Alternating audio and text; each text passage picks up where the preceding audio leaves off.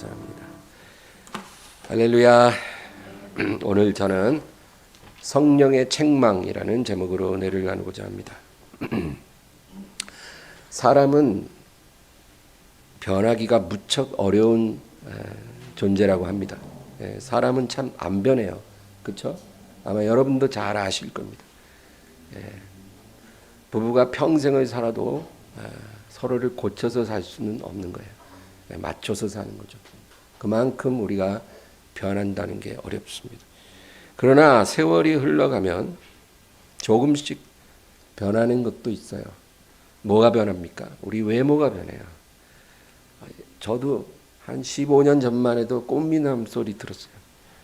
네, 이제는 거울 보기가 별로 내키지가 않아요. 거울 보면 기분이 좋아지는 게 아니라 기분이 안 좋아져요. 그래서 외모가 달라져요. 그리고 우리의 모든 습관도 변합니다.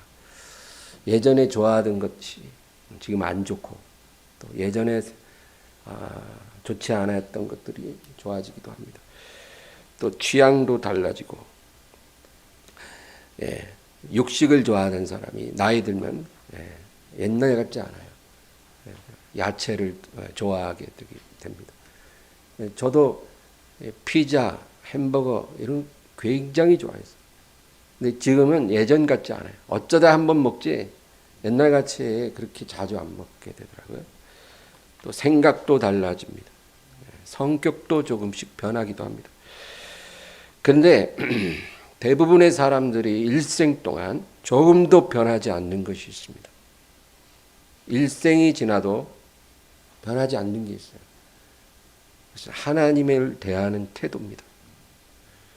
하나님을 대하는 태도는 젊었을 때나 나이 들었을 때나 변함이 없다라는 거예요. 젊어서 복음을 거부하는 사람요, 나이 들어서도 그 복음을 받아들이지 않더라는 거예요. 자기 기력이 쇠해지고 약해져 가는데도 그 마음은 여전히 강팍해요. 70 먹고 80 먹어도 예수 믿고 구원받으라 하면은 너나 믿으라 그래요. 이제 내일 모레면 무덤 들어갈 사람인데도 죽어서 천국 가야지 지옥 가면 안 되죠. 괜찮다고. 너나 천국 잘 가라고. 그렇게 강팍할 수가 없어요. 젊어서 기도하지 않는 사람은 세월이 흘러도 여전히 기도하지 않습니다. 사람 만나는 건 좋아하면서도 하나님 만나는 건 좋아하지 않아요. 말씀을 가까이 하지 않던 사람은 세월이 흘러도 여전히 말씀을 읽지 않습니다. 수많은 책을 읽으면서도 하나님 말씀은 읽으려고 하지 않아요. 하나님께 불순종하는 사람은 나이 들어서도 여전히 불순종합니다. 변화한다는 것은 어려운 일이지만 그 중에서도 제일 어려운 것이 영적인 변화입니다. 사람은 영적으로 변하지 않습니다. 다른 거는 조금씩 변화될지 몰라도 영적으로는 조금도 변하지 못하는 것입니다.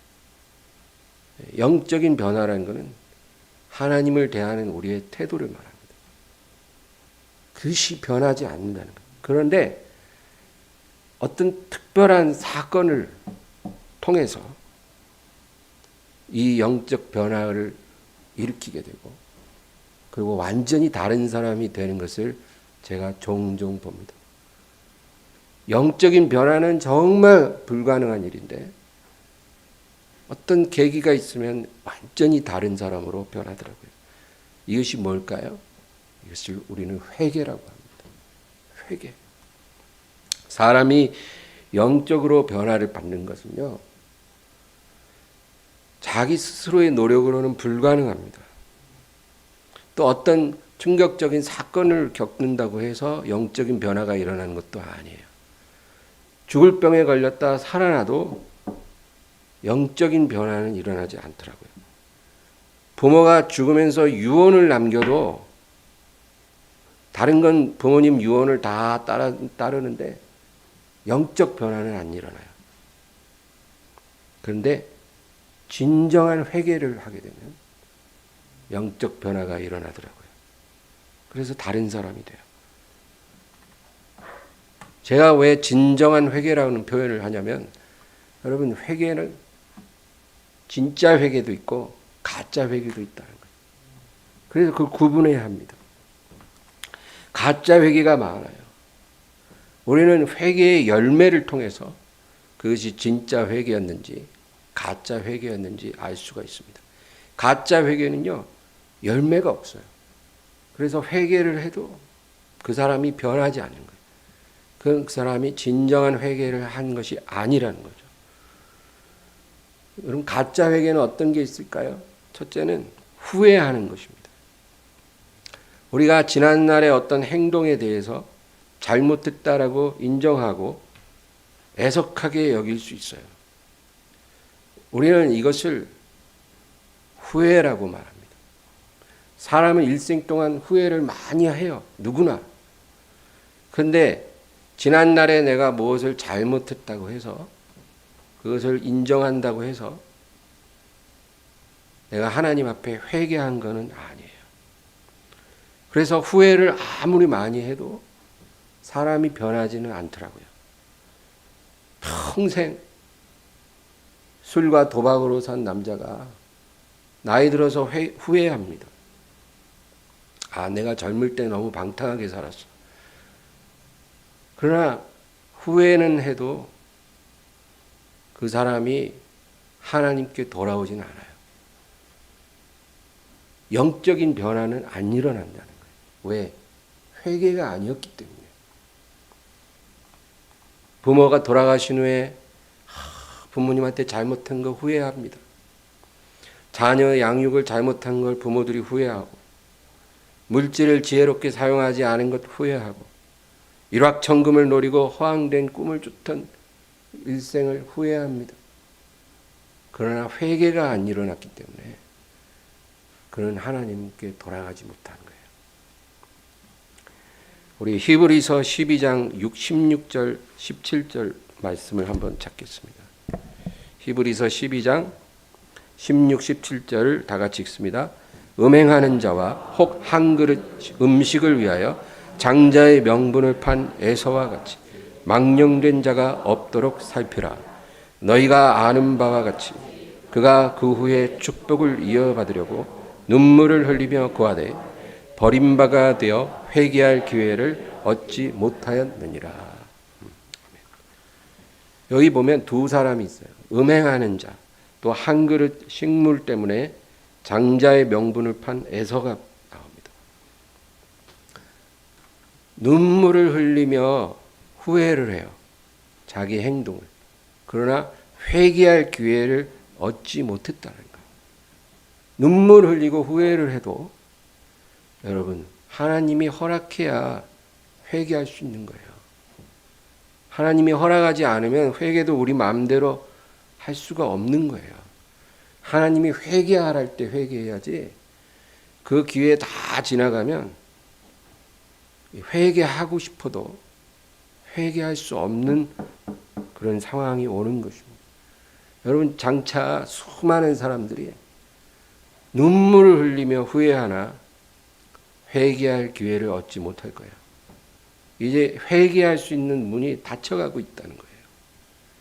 그 문이 아직 열려 있을 때, 하나님이 회개하라 하실 때, 회개할 기회를 줄 때, 여러분 회개하시기 바랍니다. 회개해야 돼요. 회개해야 영적 변화가 일어나고 모든 것이 변화되는 거예요. 우리의 모든 질병, 우리의 모든 삶의 저주, 꽉 막힌 인생, 내 마음의 고통, 이런 게요, 어떤 방법으로도 해결하지 못해요. 회개하면 이게 해결이 돼요. 그리고 생명책에 우리 이름이 진하게 새겨지는 거예요.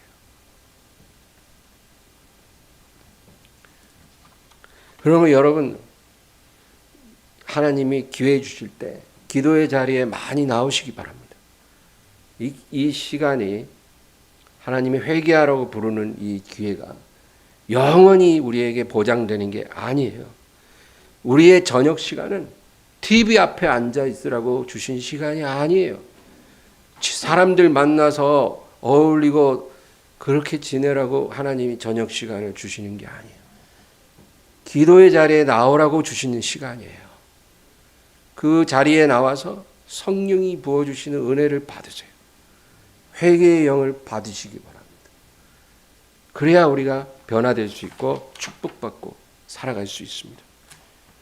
또한 우리가 회개라고 잘못 생각하는 것이 예수님을 믿겠다고 결심하고 또 내가 예수님을 믿느라고 고백하는 것, 이걸 우리는 회개라고 생각하면 안 돼요. 우리가 예수님을 믿기로 결심하거나 또 예수님을 내가 믿고 있다고 고백하는 건 귀한 일이에요. 그것을 통해서 은혜를 받는 거죠. 그러나 그 행위가 하나님 앞에 진정한 회개를 한 것은 아니에요. 여러분, 많은 사람들이 교회에서 결신의 시간에 일어나요. 그래가지고 목사님이 결신 기도를 하면 따라합니다. 그런데 그 사람이요, 그 후에 조금도 변하지 않아요.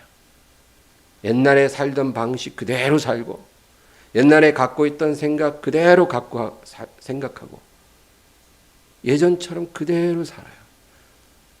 회개가 안 일어났기 때문에 변화가 없는 거예요. 주일마다 사람들이 교회 와서 예배를 드리고 갑니다. 그런데 삶은 그대로 변화가 없어요. 왜 그럴까요? 회개가 안 됐기 때문이에요. 우리가 영적 변화를 얻으려면 반드시 회개가 있어야 돼요. 회개가 중요한 거예요. 또한 입술로 우리 죄를 솔직하게 고백하는 것이 진정한 회개는 아닙니다. 우리는 입술로 내가 뭘 잘못했어요 하나님 이렇게 말하면 회개했다 생각하는데 그건 진정한 회개는 아니에요.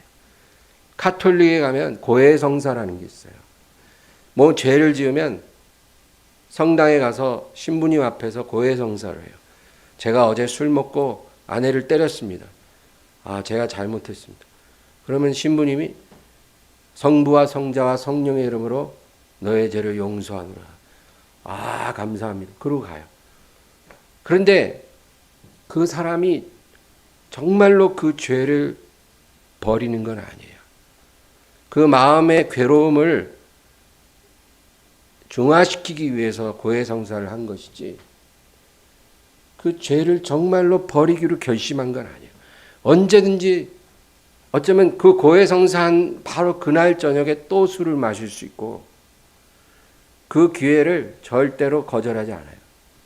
그리고 술 마셨는데 아내가 또 뭐라고 한마디 하면 화가 확 나면 바로 방금 전에 고해성사하고 왔어도 또 아내를 때릴 수 있어요. 여러분, 그러므로 우리가 우리의 죄를 입술로 고백했다고 해서 진정한 회개가 일어난 건 아니라는 거예요. 회개의 증거는 변화예요. 참 회개를 하면 사람이 완전히 달라지는 거예요. 그것이 회개의 증거예요. 그러면 회개란 무엇일까요?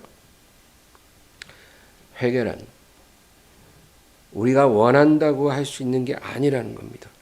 그것은 하나님의 선물이에요. 하나님이 우리에게 회개의 영을 부어 주셔야 회개할 수 있어요. 하나님의 말씀이 검처럼 나를 찔러야 돼요. 그래야 회개가 되는 거예요. 내가 원한다고 되는 게 아니에요. 회개의 영이 부어지면요.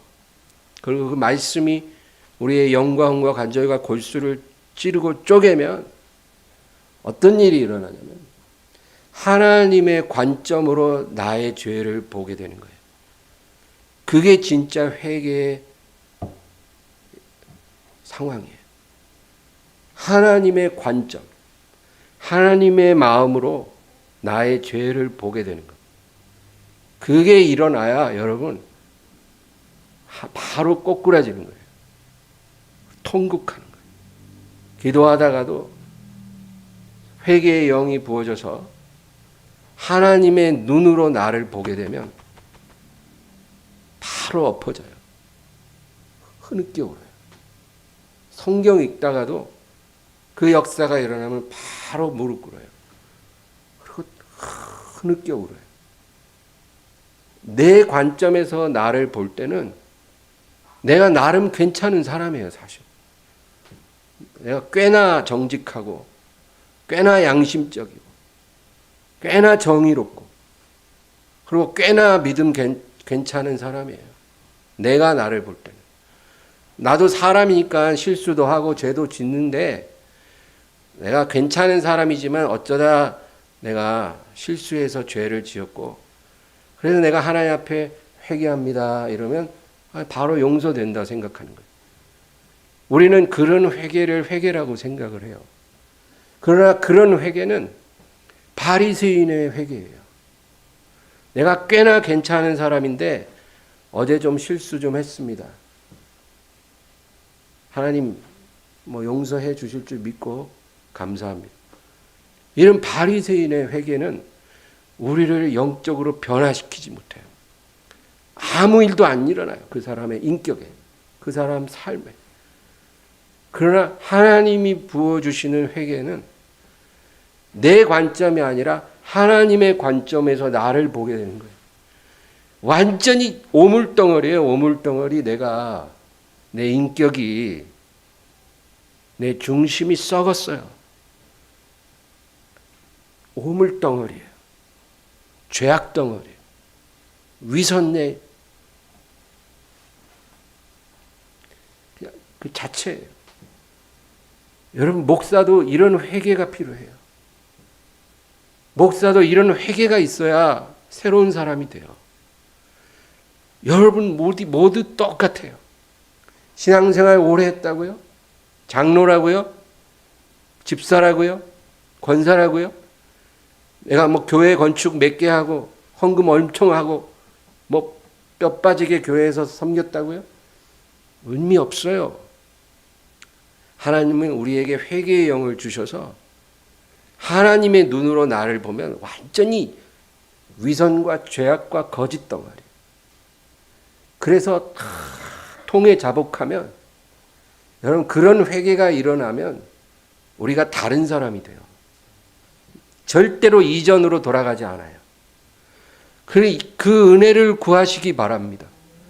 이런 회개는 한 번만 일어나는 게 아니에요. 다 처음에 예수 믿고 돌아왔을 때 한 번 하는 줄 아는데 그래서 문제인 거예요. 우리 일생에 이런 회개가 계속 일어나야 우리가 영적으로 성장하는 거예요. 여러분 어떤 축복을 받고 싶으세요? 그냥 로또 당첨이 우리의 소원인가요? 하나님이 주시는 이런 은혜가 가장 값진 것입니다.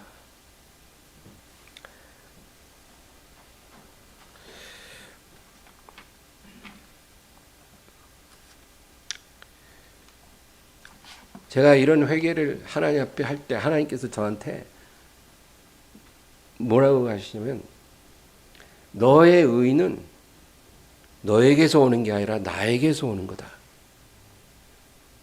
그랬어요. 그러니까 위로가 임하더라고요. 내가 너의 죄를 위해서 십자가에서 죽었고 너가 가진 의는 너에게서 오는 게 아니라 나에게서 오는 의다.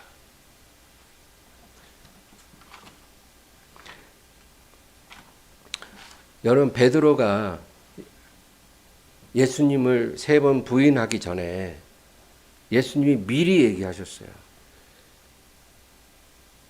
네가 닭 울기 전에 새벽닭 울기 전에 내가 나를 모른다고 3번 부인할 것이다. 그런데 너는 돌이킨 후에 내 형제를 굳게 하라. 너는 회개하게 될 것이야. 너가 얼마나 위선적이고 거짓된 사람인 거를 네가 깨닫게 될 때 너는 깨질 거야. 너는 통곡하고 회개하게 될 거야. 그 회개를 한 후에 네 형제를 굳게 하라. 너의 회개로 다른 사람을 세우라 그 말이에요. 여러분, 하나님이 우리에게 회개의 은혜를 주시는 것은 우리를 살리기 위함도 있지만 우리의 회개로 다른 사람을 세우라는 거예요. 바로 베드로가 이 은혜를 받았습니다. 우리도 그 은혜를 받는 거예요. 하나님께서 우리에게 말씀하세요. 네가 만약에 내 앞에서 회개하지 않으면 너는 나와 동행할 수도 없고 하나님의 일을 할 수도 없다. 우리는 회개 없이 하나님을 섬기려고 해요. 근데 하나님께서는 회개하지 않으면 너는 나와 상관이 없다. 여러분, 그래서 은혜 중에 은혜가 회개예요. 회개가 일어나야 돼요. 이것은 내가 원해서 되는 게 아니라 하나님이 우리에게 허락하시는 거예요. 이 회개를 하면 진짜 사람이 변해요. 여러분, 병원 가서 못 낫는 병이 회개하면은 낫는 경우가 많아요. 사업이 꽉 막혔는데 어떤 방법으로도 해결이 안 되는데 회개하니까 사업이 열려요. 취업이 안 됐는데 회개하니까 취업이 열려요. 때려 죽여도 변하지 않는 자식이 부모가 회개하니까 변해요. 절대로 변할 수 없는 다혈질, 분노 조절 장애, 우울증, 이런 성품들이 회개하면 변합니다. 용서할 수 없는 사람이 회개하면 용서가 돼요. 불순종하고 거역하는 습관도 사라지고 내가 내려놓을 수 없었던 것들이 다 내려놔지는 거예요. 이게 회개의 열매입니다. 철없는 성도들이 목사에게, 목사님, 주일날 우리가 오면요, 부드러운 설교를 해주세요. 저희는 일주일 동안 고생하다가 이렇게 위로받으려고 오는데 좀 부드러운 설교를 해서 위로를 받고 가게 해주세요. 이렇게 말하시는 분들도 있어요. 여러분, 가장 은혜로운 설교가 어떤 설교냐면 우리를 회개로 인도하는 설교가 가장 은혜로운 설교예요. 그것이 가장 위로가 되는 설교예요. 믿으시기 바랍니다.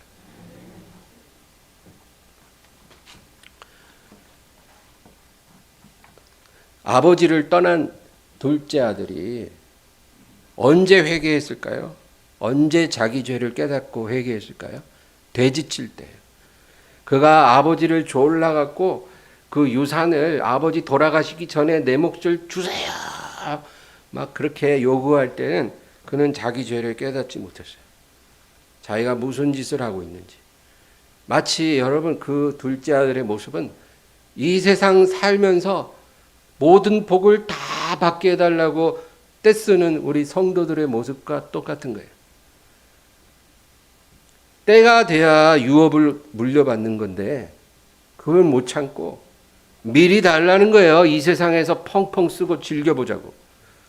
이 세상에서 하나님의 축복 다 받게 해달라고. 여러분, 우리가 얼마나 하나님 앞에 졸읍니까? 하나님의 약속을 믿지 않고 지금 달라는 거예요. 그때는 자기 죄를 깨닫지 못했어요. 그 유산을 받아서 허랑방탕하고 철없이 지냈던 시간, 그때도 깨닫지 못했어요. 세상 재미에 푹 빠져 살 때는 자기 죄를 보지 못했어요. 그러나 그가 돼지치고 굶주리게 되었을 때 그는 자기 죄를 깨닫고 하나님 앞에 회개했어요. 그가 할 일은 아버지께 이제 돌아가는 일이죠. 여러분, 돼지치는 거는요, 유대인들에겐 최악이에요. 돼지라는 짐승은 부정한 짐승이에요. 먹을 수도 없고 하나님께 바칠 수도 없는 그런 부정한 짐승인데 만지기만 해도 부정해진다고 하는데 그 돼지를 쳐요.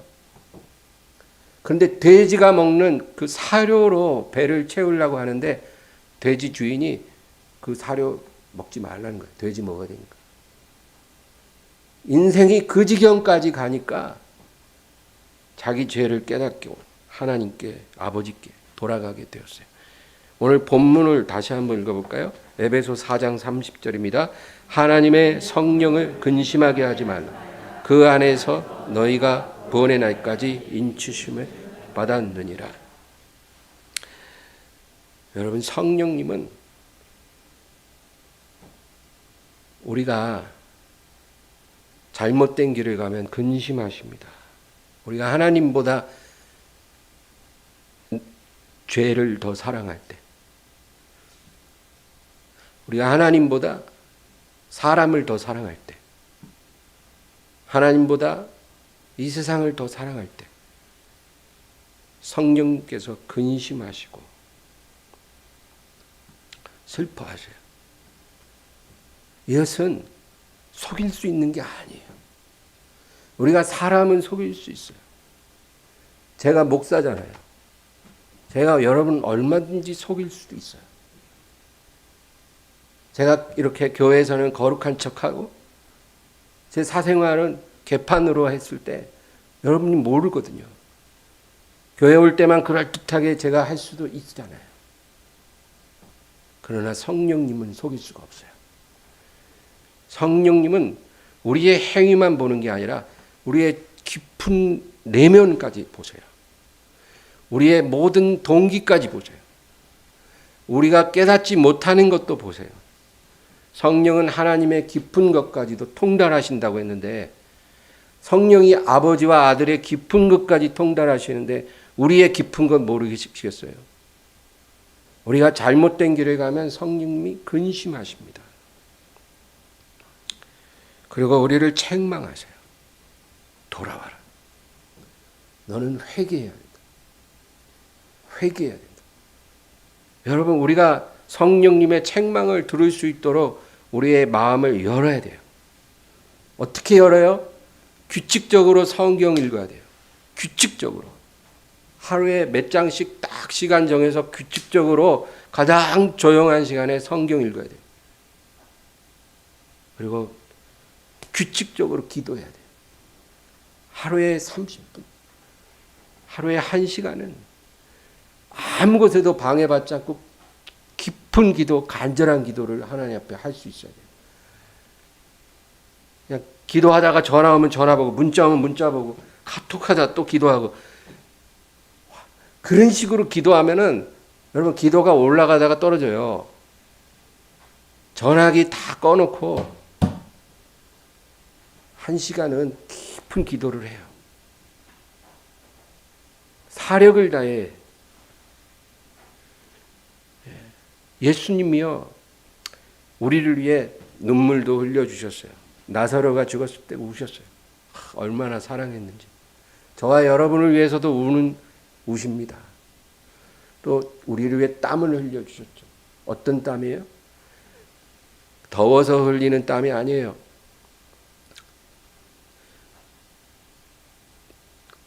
피처럼 흘려지는 땀이었어요. 순종하기 위해서. 예. 우리도 그렇게 기도하라 그거예요. 맨날 예수님을 닮고 싶어요. 어떻게 닮을 건데요? 예수님처럼 금관을 쓰고 싶어요? 예수님처럼 왕이 되고 싶어요? 뭐 그런 건가요? 그런 축복은 예수님을 닮은 사람에게만 주어져요. 예수님처럼 기도해야죠. 너희가 1시 동안도 깨어서 기도할 수 없더냐. 그 우리에게 하시는 말씀이에요. 이유 불문, 직장이 얼마나 바쁘든 사업이 얼마나 고되든 어떤 상황에 있든 몸이 얼마나 막 뼈마디가 아프고 꼼짝할 수 없을 만큼 괴롭든 1시 동안도 기도할 수 없더냐. 여러분, 우리 사정을 아시잖아요. 내가 지금 얼마나 힘든지 하나님 더 잘 알아요. 기도하세요.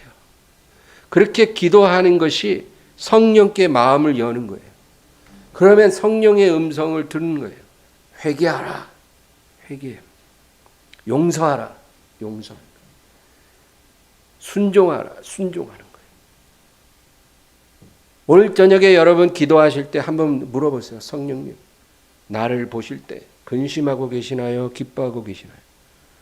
정직하게 물어보세요. 아마 답을 얻을 겁니다.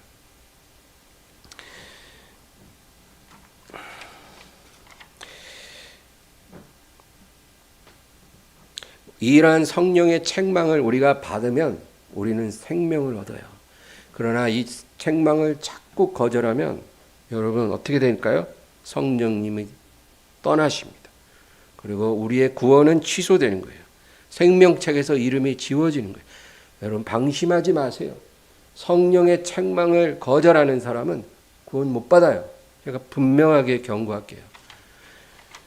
사울과 다윗을 우리가 자주 비교합니다. 사울과 다윗은 아주 유사한 사람들이에요.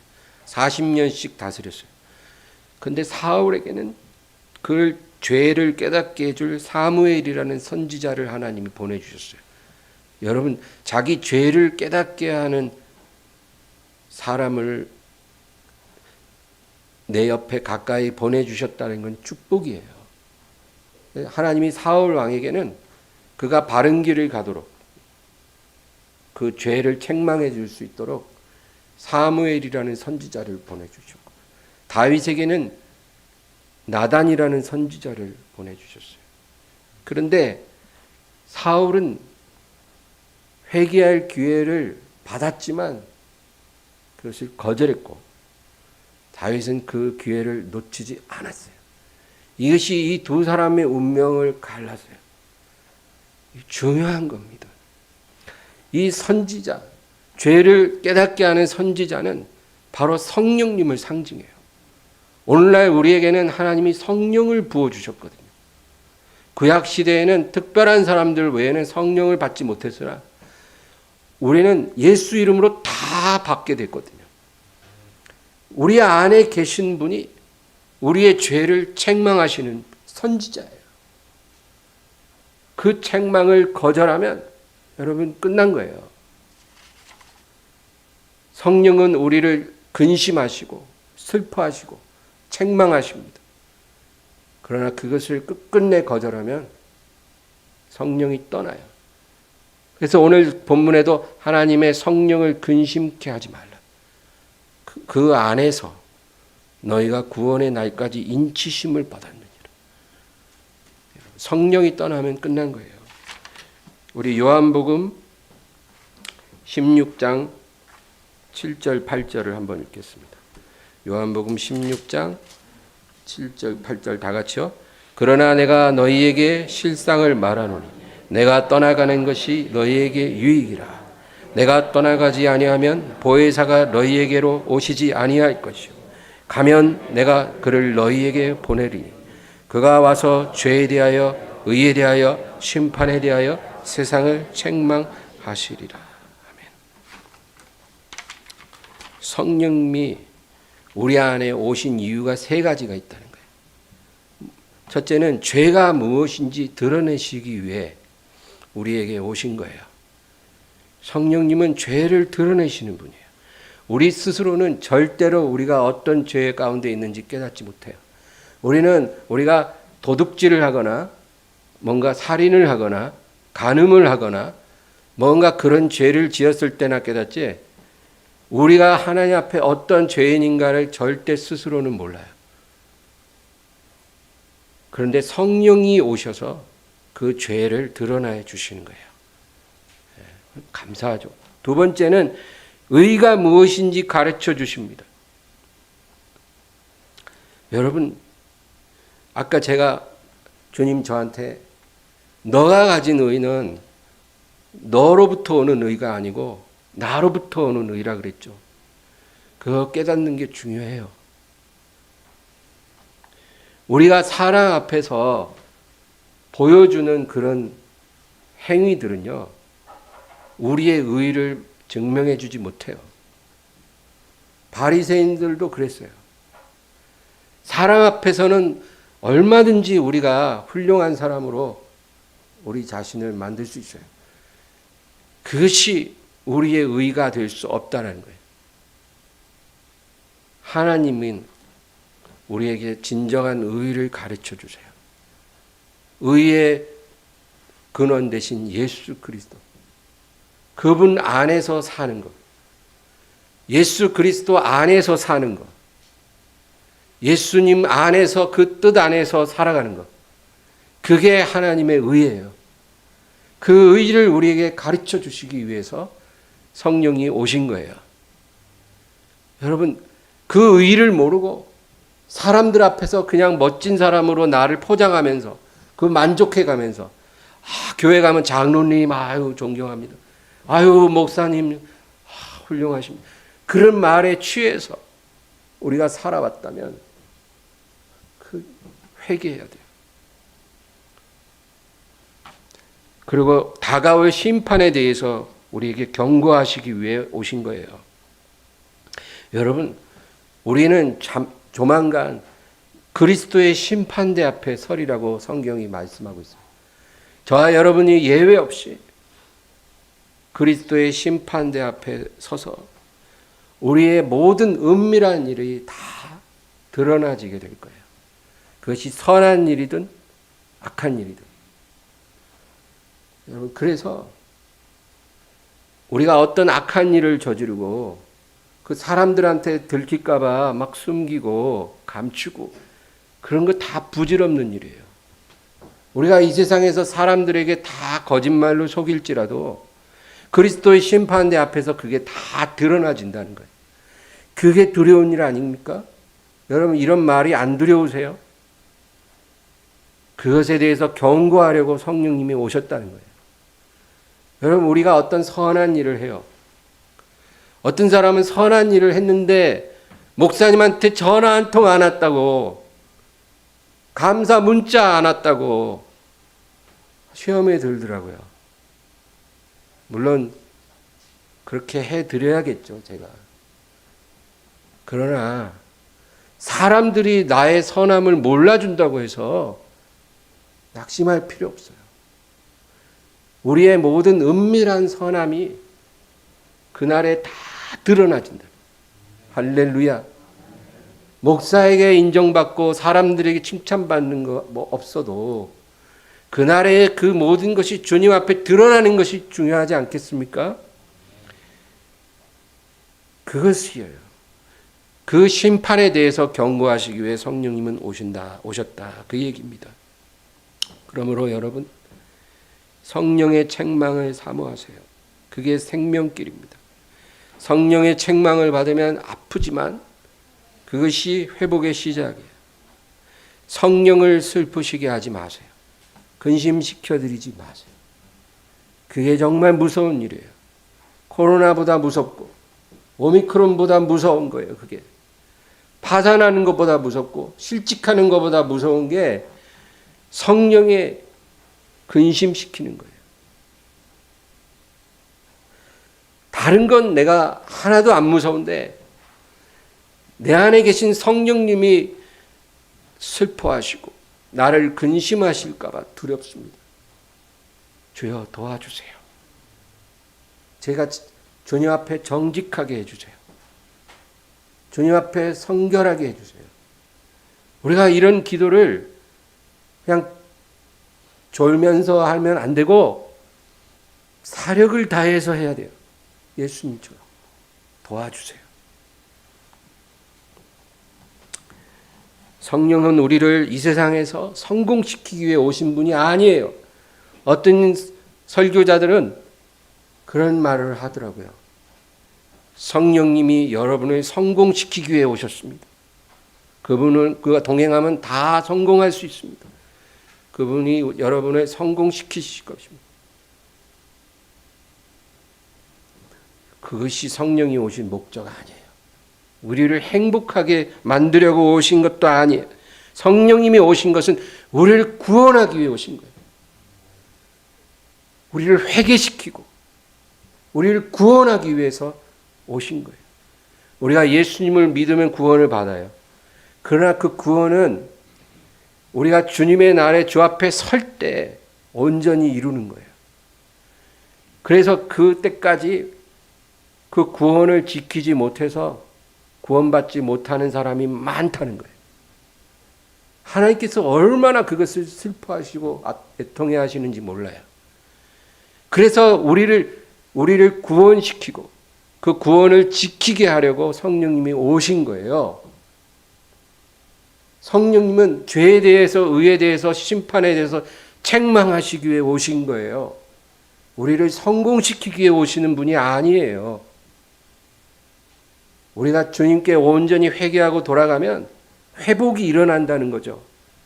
병도 낫고 경제적으로 파산한 사람이 회복되고, 그거는 하나님의 은혜예요. 우리가 회개하고 하나님께 돌아오니까 하나님의 이름을 위해서 우리를 일으켜 주시는 은혜예요. 그렇게 되는 것이지 성공시키기 위해 우리에게 오시는 분이 아니에요. 어떤 사람은 교회에 오면 위로를 받아야 한다고 말합니다. 맞아요. 여러분, 우리는 하나님의 위로가 필요해요. 사람이 주는 위로가 아니라, 세상의 위로가 아니라 하나님의 위로를 받아야 돼요. 우리는 그 위로가 필요해서 우리는 교회에 오는 거 맞아요. 그런데 여러분, 우리가 기억할 거는 하나님의 위로는 진정으로 회개한 사람에게만 주어진다는 거예요. 회개 없이 주어지는 위로는 하나님의 위로가 아니에요. 그거는 마귀가 주는 짝퉁이 위로지 하나님의 위로 아니에요. 하나님의 위로는 회개를 통해서 주어지는 거예요. 그래서 여러분, 말씀이 막 나를 책망하고 나를 고통스럽게 해도 너무 분해하지 마세요. 회개하라는 거예요. 회개하면 하나님의 위로를 받아요. 하나님의 위로가 임하면 말할 수 없는 기쁨이 막 흘러 넘쳐요. 평안이 있어요. 우울증도 사라져요. 고민도 사라져요. 분노가 사라져요. 감사가 넘칩니다. 이런 위로가 회개를 통해서 우리에게 임한다, 그것입니다. 여러분, 바리새인과 죄인이 성전에서 기도하는 비유를 아실 거예요. 바리새인도 기도했어요. 이 죄인도 기도했어요. 이 죄인은 얼마나 죄가 많은지 너무 죄송해서 고개도 못 들었어요. 울면서 하나님 앞에 무릎 꿇고 기도했어요. 근데 너무 죄송해서 그냥 불쌍히 여겨달라는 말밖에는 다른 할 말이 없었어요. 근데 주님이 뭐라 그랬어요? 이 사람이 저 바리새인보다 의롭다 하심을 받고 내려갔느니라. 하나님이 그 죄인에게 의롭다 해주셨어요. 이게 바로 하나님의 위로예요, 여러분. 우리를 의롭다 해주시는 거. 그게 위로예요. 나 같은 사람이, 내가 정말 이 죄악 덩어리, 오물 덩어리 같은 내가 의롭다함을 받았어요. 그리고 마음의 자유함이 확 임해요. 평강이 임해요. 이게 하나님의 위로예요. 너의 의는 너에게서부터 나오는 것이 아니고 나로부터 오는 것이다. 여러분, 그거예요. 마지막으로 한 구절만 읽고 마치겠습니다. 이사야 53장 6절이에요. 우리 다 같이 읽습니다. 우리는 다 양 같아서 그릇 행하여 각기 제 길로 갔거든 여호와께서는 우리 모두의 죄악을 그에게 담당시키셨도다. 성령께서는 우리가 어떤 도둑질하고 간음하고 살인할 때 그때만 우리를 책망하시는 게 아니라 우리가 입으로는 하나님을 믿습니다, 주님을 사랑합니다라고 하면서 우리가 각자의 길로 가는 죄를 책망하시는 거예요. 오늘 이 말씀 보면 우리는 다 양 같아서 그릇 행하여 각기 제 길로 갔거늘. 우리의 죄가 뭔지 아세요, 여러분? 살인하고 간음하고 이런 죄가 죄만이 아니에요. 우리의 죄의 본질은 각기 제 길로 가는 죄예요. 목자의 뒤를 따라가지 않고 각기 제 길로 가는 그것이 우리의 죄예요. 일주일에 한 번은 교회 나와서 예배를 드리지만 일주일에 6일은 내가 원하는 길로 가는 거예요. 주님이 이끄시는 길로, 성령이 인도하시는 길로 가려고 하지 않고 내가 원하는 길로 가려고 하는 것, 그게 죄예요. 여러분, 우리가 하나님을 대적합니다. 우리가 하나님을 대적한다 그러면 우리는 뭘 연상합니까? 스데반 집사 앞에서 돌을 들고 던지는 그런 사람들, 그런 것이 하나님을 대적한다고 우리는 생각을 해요. 그러나 여러분, 자기 길로 행하는 게 하나님을 대적하는 거예요. 성령의 책망을 무시하고 내가 원하는 삶을 살고 내가 원하는 길로 걸어가는 것, 그게 죄예요. 우리가 이제까지 교회를 다녀도 그렇게 살아요. 그거를 책망하시고 회개하십니다. 회개하라 하셔요. 오늘 이 말씀을 통해 저와 여러분에게 회개의 영이 더욱 충만해지기를 주의 이름으로 축원합니다. 우리 말씀을 생각하면서 간절히 기도하겠습니다. 주여, 주여, 주여.